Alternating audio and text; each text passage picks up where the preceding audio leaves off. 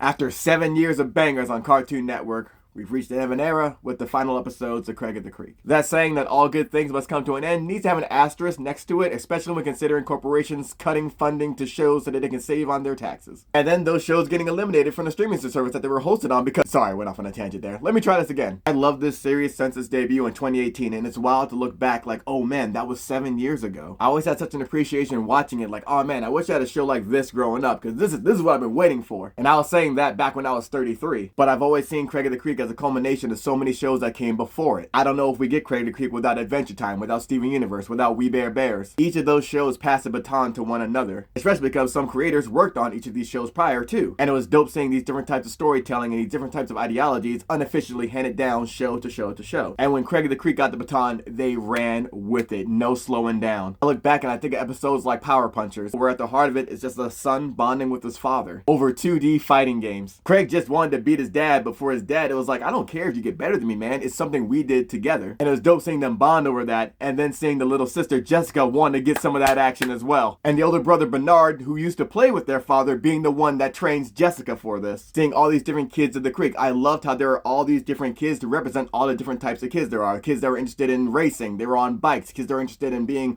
horse girls. Kids that were interested in like the tea time, the upper echelon type things. Kit, who ran the trading tree. It was like Game of Thrones with all these different houses. All these different groups of kids represented all these different types of kids, which I always thought was genius. The episode of Halloween where Craig's mom dressed up like Missy Elliott, or the day we saw Craig spend with his mom. And I always loved how the focus wasn't just on Craig's family, but we saw all these other different types of families as well through his friends. Even kids that weren't his friends, like we saw with Jason. We saw these different types of family dynamics, and we saw the one Jason came from was more like him being a latchkey kid. We get a little view of that where Jason gets to stay over at Craig's place. The show handled these type of situations and these type of stories masterfully. I'm always a fan of adult shows disguised as a kid's show, because both audiences can enjoy them for different things. When the show first came out, I dropped like, I don't know, maybe 5 essays for Black Nerd Problems writing about the show just off the strength of it being so great. Because the show was already great, but then they debuted a character that I just instantly related with. The Green Poncho. He was a kid that dressed up as a vigilante and protected his side of the creek from the other side of the creek that had a king. His whole story was crazy, but I love this kid because I'm like, oh wait, that's me. That would be me as a kid playing in the creek, the one that dressed up as a hero because his name is an allusion to the Green Arrow from DC comic books. He's got trick shot arrows with him as all, and I've talked about this before because this kid, like,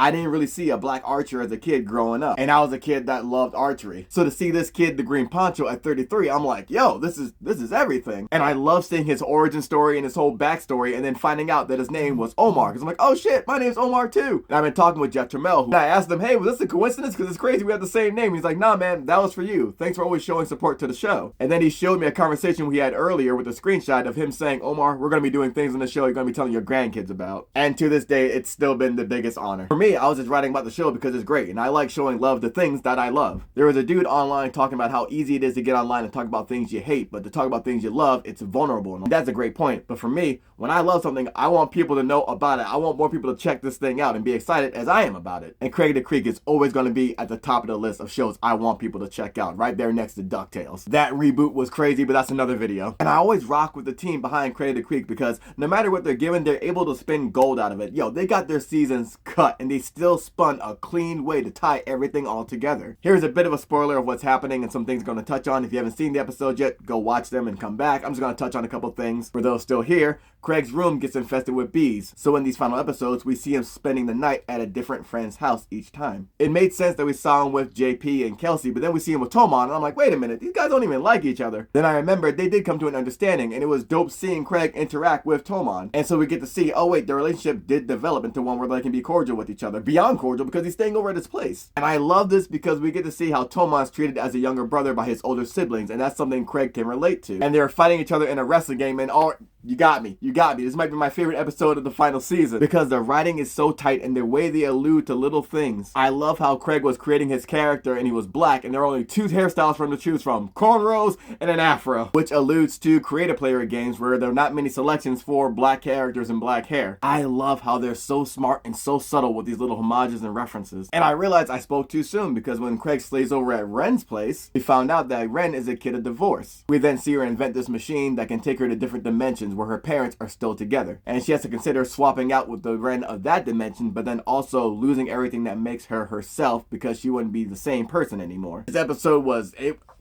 Dog, as a child divorced, I'm like, yo, I can relate, except for the part about wanting your parents back together. No, I was good on that. Me and my mom, dream team. We had the chemistry down. But seeing this and then seeing what led to that divorce, man, I was, Again, the show is so good at showing these little subtleties. They're also amazing at tying up loose ends as we see the elders of the creek get back together as well. We see Mark have to reconcile with him being a bad friend to all his other friends. And in the end, the elders create something. Instead of just hoarding all these things for themselves and hoarding the knowledge, they see that they can make this place more of a library. And then we see the 3 kids that are running that library, and those kids will become the new elders of the creek. I thought that was a great representation of nerd culture as well. Because sometimes a lot of people feel like being a nerd is like proving how much you know, when really being a nerd is more about like being a fan of something. It was dope seeing the elders come together one last time at the creek, but remain friends outside the creek and start hanging out again. And I love how we see Mark's last time in the creek before joining his friends. We get a homage to Cowboy Bebop, and instead of "See you later, Space Cowboy," it reads "See you later, nerds." There's some episodes I'm leaving out because I don't want to spoil everything, like this really good episode with Kelsey. But then we come to the final episode and we see Bernard's leaving off for college. And Craig's working on his map and Bernard's like, oh, you too busy to say goodbye? And we see that Craig isn't. The relationship isn't really antagonistic anymore. Bernard gives Craig his collection of cards and we see Bernard wishing he had stayed in the moment more when he was younger, because he was always preparing to go to college, even since he was Craig's age. And when we see Craig at the creek, he's making a new map. And he was able to do it so fast because he knows the creek like the back of his hand. So what he does is, since he doesn't need this map anymore really,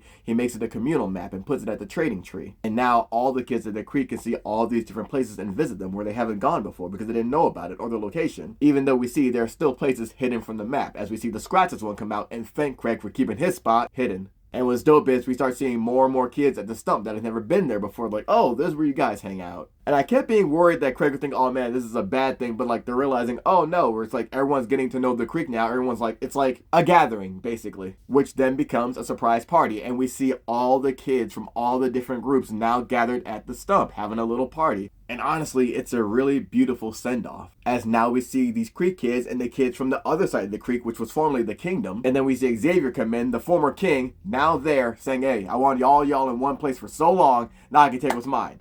A selfie. And it's just a beautiful moment. And I love this because we see the kids going one by one. And then Craig and his friends just lay down after cleaning up after the party. And like clockwork, the dinner horn goes off. And Kelsey and JP are like, all right, well, see you tomorrow. And Craig's like, nah, I want to stay a little bit longer. And they do just that as they just lay back down. And the last words we hear of the show is Craig saying, I'll see you tomorrow. Which is true for him and his friends, but not for us. Again, this creative team, they just know how to tell a story and they know how to do a send-off. They have no loose ends here. Even with episodes cut short, they were still able to tell an amazing finale. After 6 seasons and 7 years, this show is always going to be a standout to me, and it's always going to have a special place in my heart. And I'm going to end the video right here because I am getting emotional. I'm not crying, you're crying. But before I do, you should really check out Craig of the Creek if you haven't seen the series before, and check out the series finale.